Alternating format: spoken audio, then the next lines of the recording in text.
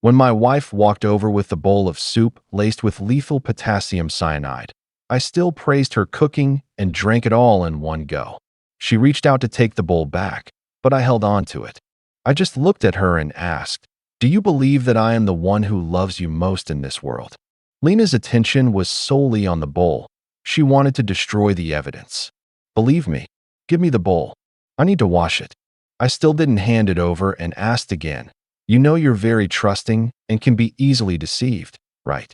At the mention of this, she immediately became unhappy.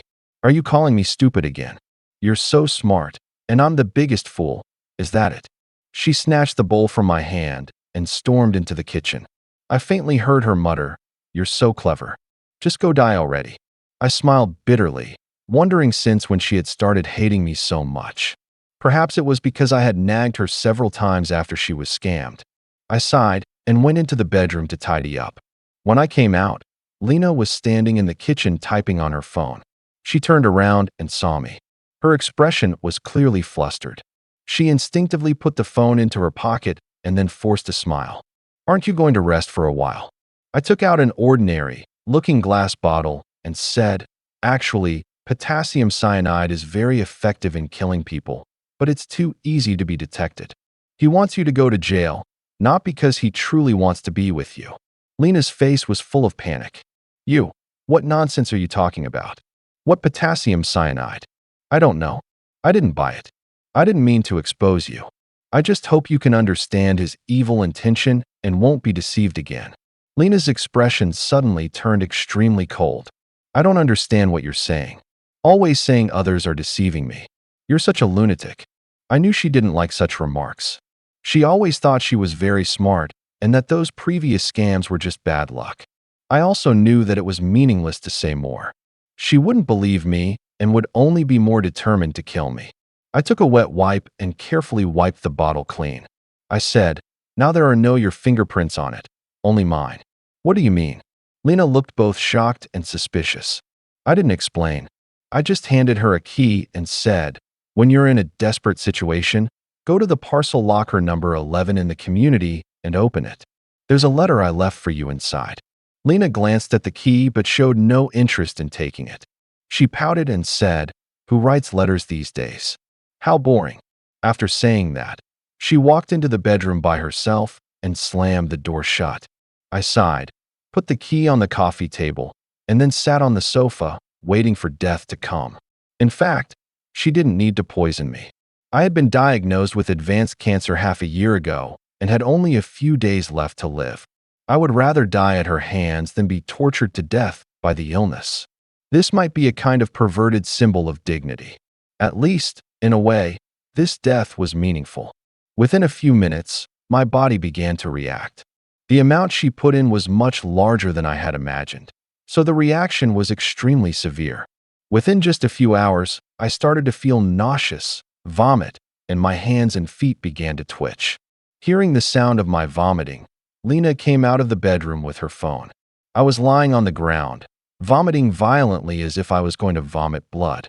But she just stood there, motionless, and there was even a glimmer of victory in her eyes.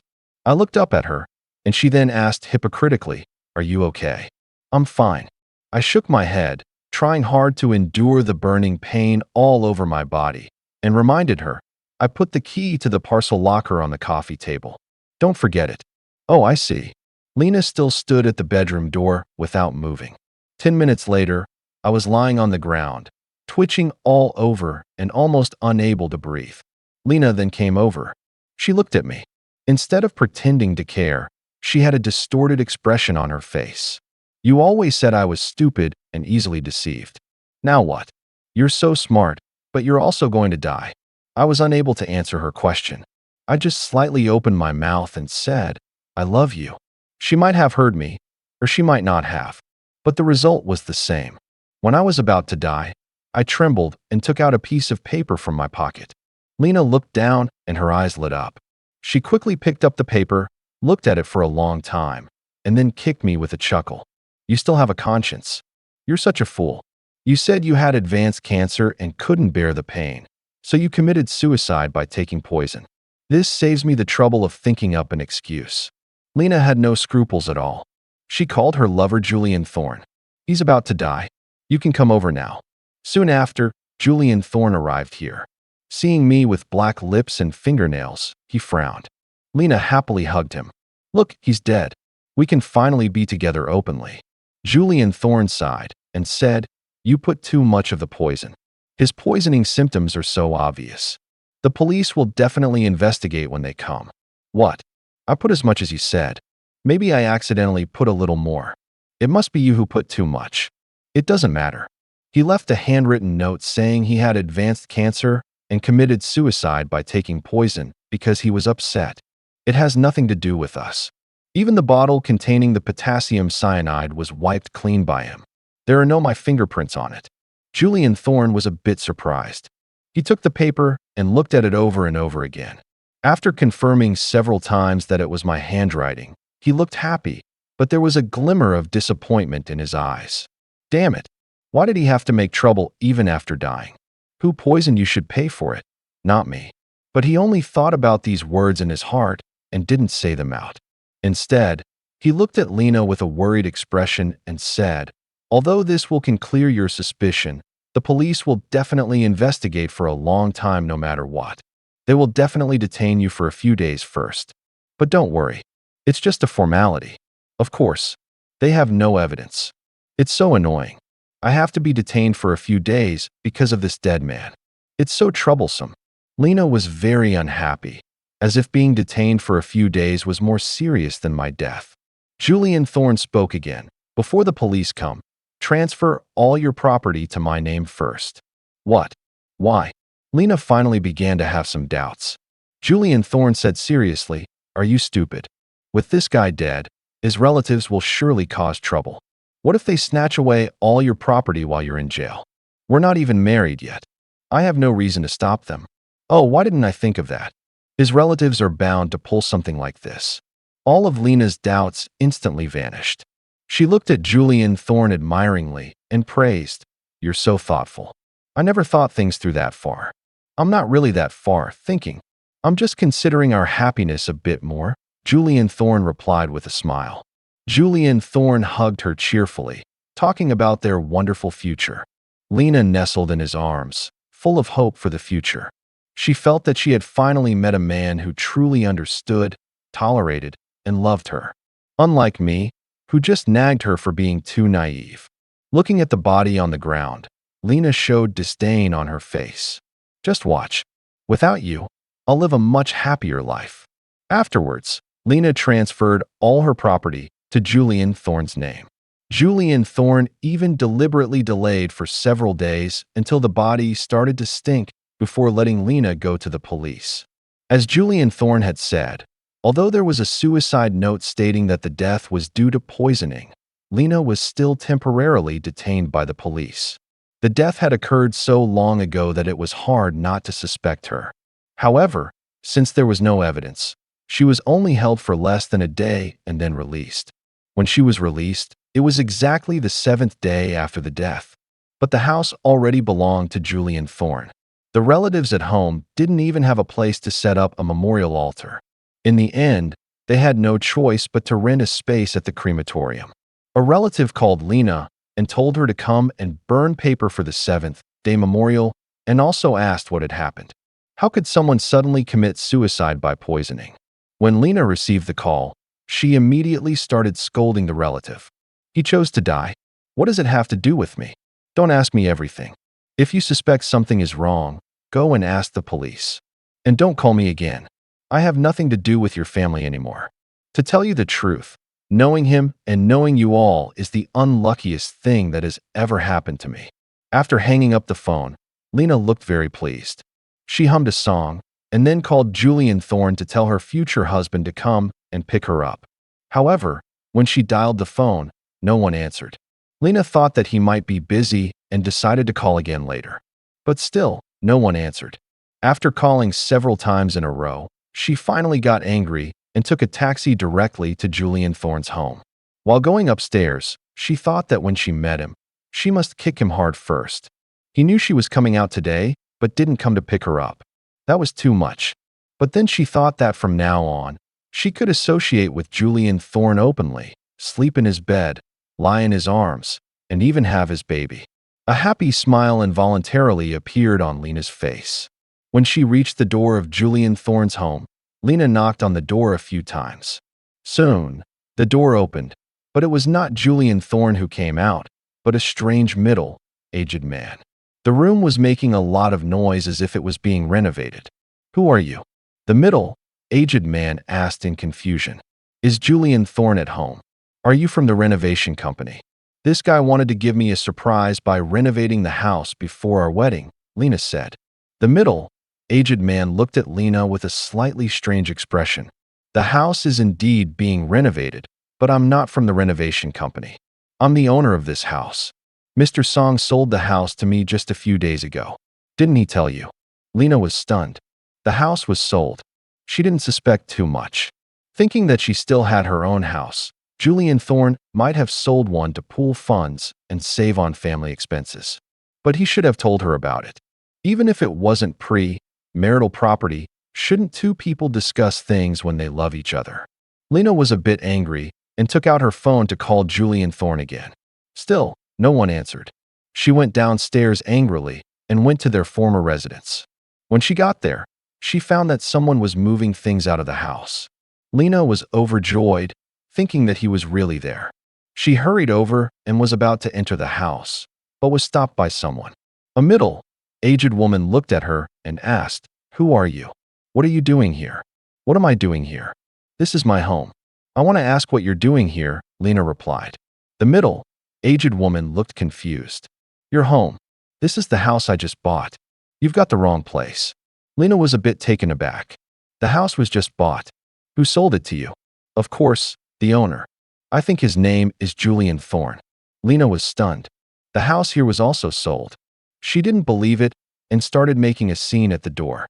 Even when the middle-aged woman showed her the property certificate that had been transferred, it was no use. In the end, she had to call the police. When the police arrived, they quickly figured out what had happened. They told Lena, "No matter what your relationship with this house was before, the current owner has complete and proper procedures. The transfer was legally processed through the Housing Management Bureau. If you want to know the truth, you should go and find Julian Thorne. Don't make a scene here. Otherwise, we'll have to take you to the police station." Lena stopped making a scene and didn't leave either. She squatted on the ground, wiping her tears while calling Julian Thorne. She called until her phone was almost out of battery, but still couldn't get through. The middle-aged woman seemed to think of something and said, "Sister, you haven't been cheated, have you? You'd better think about it. Besides the house, is there anything else with him? Go and check if it's still there." "It's impossible. He was going to marry me. How could he cheat me?" Lena immediately jumped up and shouted. The middle-aged woman was scared and stepped back. "I didn't say he definitely cheated you. I'm just giving you a kind reminder. A kind reminder. You just can't stand seeing others happy." While saying this, Lena opened the bank card app on her phone. While logging into her account, she said, "Just watch. All his money is deposited with me. How could he cheat me?" However, when she logged into her account, she saw that the balance showed 0. Lena suspected that she was seeing things wrongly. She rubbed her eyes hard and carefully checked the card number over and over again. Finally, she confirmed that there was not a single cent left in the account. The police came over and took a look. "Check your transfer records," the police said. Lena quickly checked the records and found that 2 days ago, the money in her account had been transferred to an unknown account. The police looked serious. "Have you been a victim of telecom fraud? Go to the police station with us to register." "No, it's impossible. By the way, I still have a car worth hundreds of thousands. It must still be there." She said this, and regardless of what the police said, she immediately ran to the vehicle management office to inquire. It turned out that the car registered under Julian Thorne's name had also been transferred to a second-hand car dealer. Lena ran to the second-hand car dealer, but was driven out. The second-hand car dealer had paid real money and completed the formalities legally. How could they return the car to her? Lena squatted on the side of the road, crying and wailing, but it was no use. She finally realized that all her property had been transferred away not under her name nor Julian Thorne's. She could only pin her hopes on the police and went to the local police station to file a report.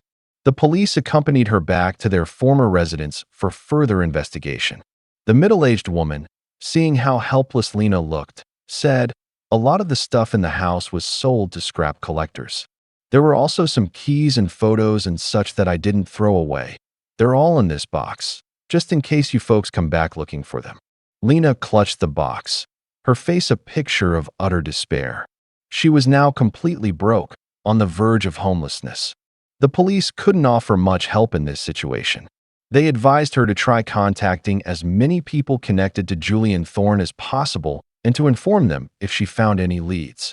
Lena sat on a bench in the neighborhood, clutching her phone, yet unable to dial a single number. It was only then she realized she didn't actually know anyone close to Julian Thorne. She'd only ever heard him mention them. Had she really been scammed?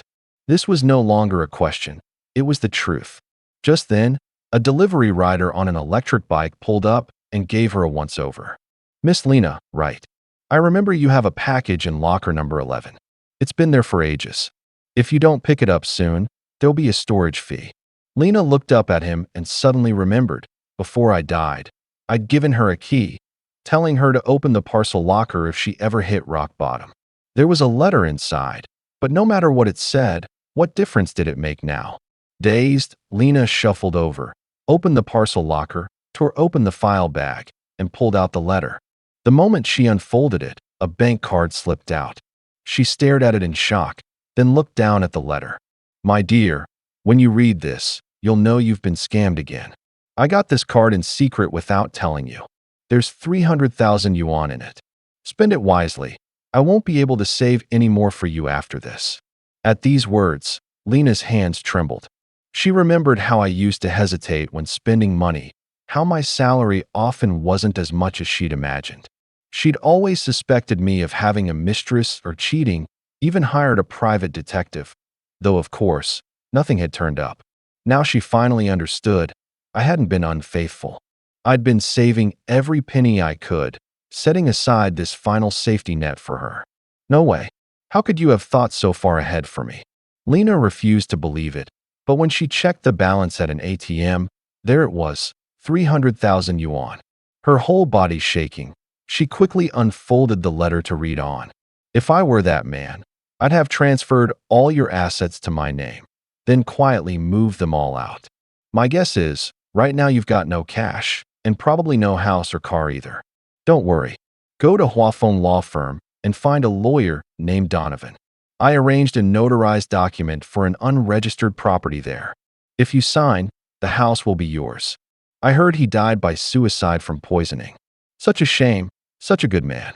Must have been under too much pressure, I suppose." At Huafeng Law Firm, Attorney Donovan pushed a notarized document toward Lena. "Mr. Huang asked me to handle this notarization for an unregistered property. Just sign here, and the house is yours. I heard Mr. Huang committed suicide by poisoning. Such a shame, such a good man. He must have been under a lot of stress." Lena stared at the document, bewildered. From money to a home, from nothing to having a roof over her head. She'd been at the end of her rope, but now a way out had appeared. Yet none of this had come from the man she'd thought loved her, Julian Thorne. It had come from the husband she'd hated so much she'd tried to poison him. Lena trembled, clutching the letter tightly, murmuring something incoherent. Attorney Donovan, unable to hear clearly, leaned in. "Miss Lena, what are you saying? Is something unclear?" Then he heard her whisper, Why didn't you tell me you'd done this?" Donovan paused. "Actually, besides the house, Mr. Huang also gave me 50,000 yuan as a consultation fee for you. He asked that you come to me for advice before making any major decisions. Honestly, 50,000 isn't even enough for a few hours of my time. But he insisted, saying he was about to die. I couldn't refuse." Lena looked up, her eyes welling up. She said nothing, just picked up the letter and continued reading. "My dearest, I know you hate when I call you this, but to me, you're the only woman I've ever truly loved. Without me, you'll have to learn to take care of yourself. If you remarry, marry a chef, since you're always dieting and skipping meals, Maybe his cooking will keep you healthy. Or find a piano teacher. I know you love piano music, though I only managed to learn that simple tune from Spirited Away after practicing for ages. Or a pet store owner. You love animals, but hate cleaning. He'll handle the messy stuff. Whatever kind of man you like, find him. Just don't pick another man like me. Because aside from loving you, I really wasn't much good. Thank God you never wanted kids. No worries there. So go on. Without me, you'll be happier. Tears dripped onto the letter, soaking it completely. Donovan, unaware of the letter's contents and ethically unable to peek, handed her a couple of tissues. Death is final, Miss Lena. But Mr. Huang loved you so much. You should feel grateful. At least in this world, there was one man who truly cared for you. Lena finally broke down, sobbing uncontrollably. Memories flooded back, the man who dragged her excitedly to a fancy restaurant, fumbling through a clumsy rendition of Spirited Away's theme, only for her to feel embarrassed and yell at him before running off. What had he been thinking then? Probably disappointed. And how he'd worked late every day, yet still prepared a lavish breakfast, 7 or 8 dishes, just in case she didn't like something. Even when I'd sleep till noon and skip the meal, he never stopped making it. He'd nag gently about eating more, gaining weight, and I'd brush him off as clueless about women's vanity, rambling like an old man. He'd handled the pets, the chores, the laundry, the holidays spent visiting my family, but never once came to my home for New Year's Eve. Lena, tears streaming, turned to Donovan. I never did anything for him. Nothing. Donovan sighed. Knowing comfort was pointless, he pushed the tissue box closer. By the time Lena's tears dried, she finally calmed down. Then she asked, Attorney Donovan, can you help me find someone? Who? Someone named Julian Thorne. Lena pulled out the bank card and placed it on the table. There's 300,000 yuan in here, plus this property. If you can find him, it's all yours. Attorney Donovan glanced at the card, raising an eyebrow slightly. Can you tell me your relationship with this person, or what you intend to do with him? I want to ask him why he deceived me. I see. Donovan took the card.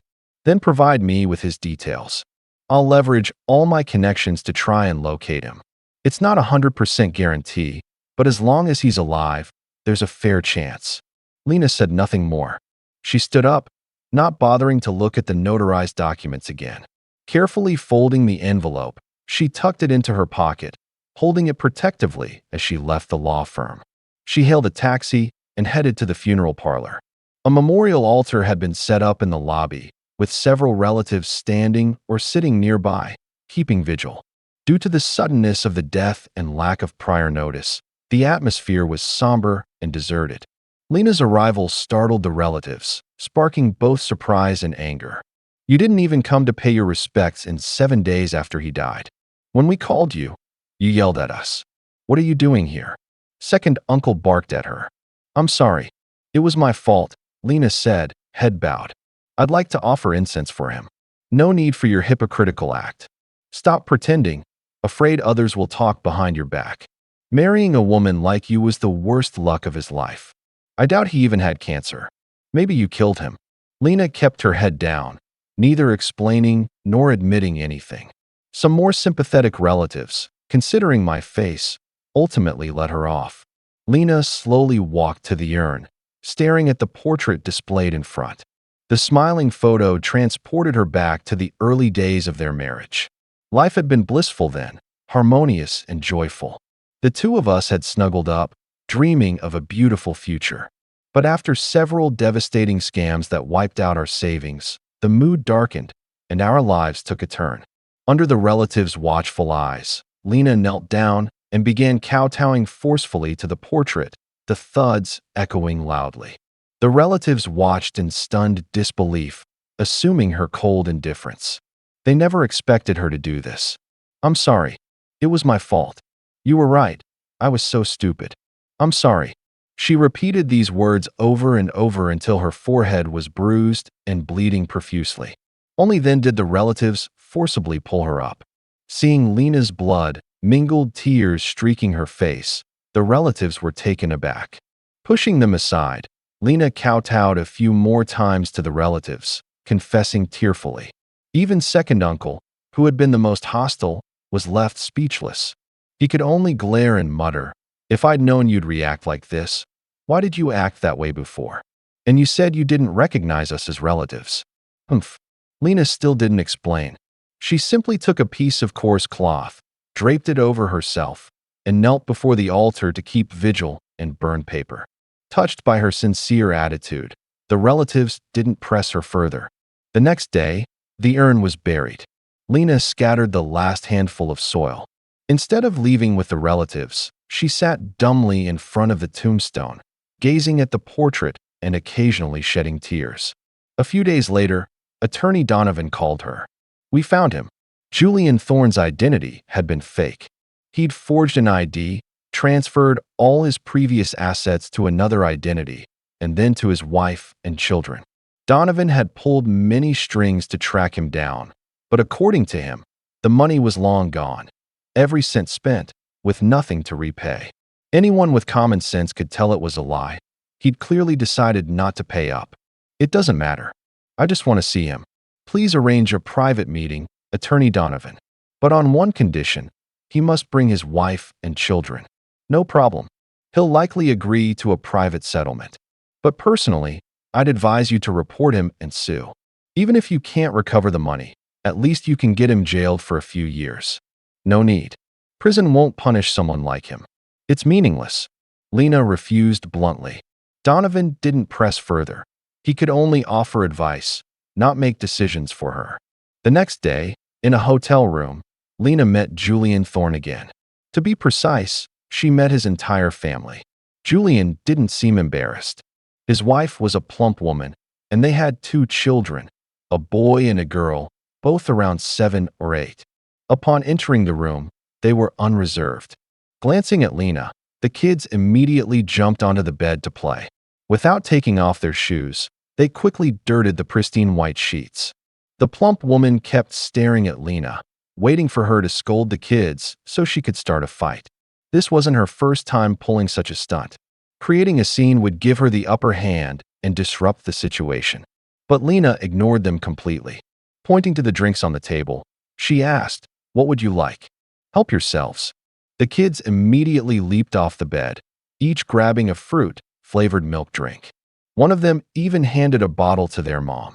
The plump woman glared provocatively at Lena, unscrewed the cap, took a few sips, then spat half out. "Disgusting. What terrible taste." Lena still paid them no mind. She poured herself a cup of tea, walked over to Julian, and asked, "You like Longjing tea, right? This shouldn't be fake." Julian took the tea, downed it in one gulp, and said, "Let's get straight to the point. The sooner we settle this, the better. First, let's be clear, I don't have a cent." Lena took the cup from him, placed it on the coffee table, and said, "I'm not here for money. I just have a few questions." "Go ahead." Question 1. From the very first day we met, did you already plan to deceive me? Julian didn't speak, but the plump woman interjected first, smirking. "Isn't that obvious? If not to scam you, why would he marry you?" "I'm asking him, not you." "You can answer other questions later," Lena said. "Who do you think you're talking to? Believe me, I'll slap you." "Enough. Let her ask," Julian reasoned. "After all, we're here to reconcile. No need to be too aggressive. Otherwise, he might lash out desperately." "Go on with your questions," Julian said. "You haven't answered the first one yet," Lena said. Julian looked at her. "Yes. From the first day I met you, that was the plan." Lena nodded slightly. The previously expressionless look on her face seemed to carry a hint of relief. She took a moment to calm herself, then asked, Question 2. "When you made me poison him, did you intend for me to go to jail? Preferably sentenced to death?" Julian hesitated briefly before replying. "I didn't make you poison him. Don't accuse me falsely." His eyes darted around nervously, as if searching for something. Lena saw through his thoughts. "Don't worry. There are no cameras here, and I'm not secretly recording. If I wanted to bring you down, I could just report you directly." Logically, she was right. But Julian, with his extensive history of wrongdoing, was too experienced to leave any evidence. He flatly denied instigating the poisoning. Lena didn't press further. She had already gotten her answer from his response. Question 3. Do you feel even a shred of guilt toward me? No. Julian shook his head without the slightest hesitation. He knew better than to offer any false hope at this point. It would only lead to endless trouble, as he'd learned before. Seeing Lena's bitter expression, the plump woman gloated. Women like you are a dime a dozen. You think you're some goddess, that any man would fall madly in love with you. You're stupid, don't blame others. Lena turned to her and nodded. You're right. I was stupid. The only man in this world who loved me madly. I killed him with my own hands. Are the questions done? So, how do you want to settle this? Julian asked. Lena didn't answer. Instead, she walked past them and locked the door. Julian instinctively sensed something was wrong. Why are you locking the door? As he took a step forward to stop her, he suddenly collapsed. Lena turned to face Julian, whose face was contorted with terror. Her expression cold. She said, I got this drug from a specialist. Drinking it will paralyze you within a minute. What are you going to do? Julian stammered in panic. What I'm going to do is simple. Lena walked back, shoved the plump woman blocking her way. Her body paralyzed, unable to resist, and the woman crashed into the corner of the table, her head smashing against it and blood spurting immediately. Yet Lena paid no heed. She yanked open a drawer, pulled out a sharp dagger, and squatted down in front of Julian Thorne. Watching the blade glint before her eyes, Julian trembled all over, shouting, Don't do anything reckless. Let's talk this out. Everything can be negotiated. He deliberately raised his voice, hoping to attract attention from other rooms. Lena said calmly, Stop yelling. This hotel has the best soundproofing in the city. Don't you remember when you brought me here? You said even if I screamed my lungs out, no one would hear. Julian, his face twisted in terror, cried, I can give you money. Actually, I didn't spend all of it. There's still plenty left. Whatever you want, I'll give it to you. Money. Lena tilted her head slightly and plunged the dagger straight into Julian's abdomen. She twisted the handle forcefully, watching as Julian writhed in agony, his face pale. Instead of fear, she felt a strange thrill. You were with me for money, but I wasn't with you for money. I wanted a man who would dote on me completely. I used to have that, but you destroyed it. As she spoke, she repeatedly pulled out the dagger and stabbed it back in. Over a dozen slashes later, blood sprayed everywhere, quickly soaking the floor, filling the room with a thick metallic stench. The plump woman and the two children, terrified into silence, didn't dare utter a word. If they could move, they would have only shrunk back in fear. Julian began foaming at the mouth, his life slipping away. He never imagined that the seemingly frail Lena could be so ruthless as to kill with a knife.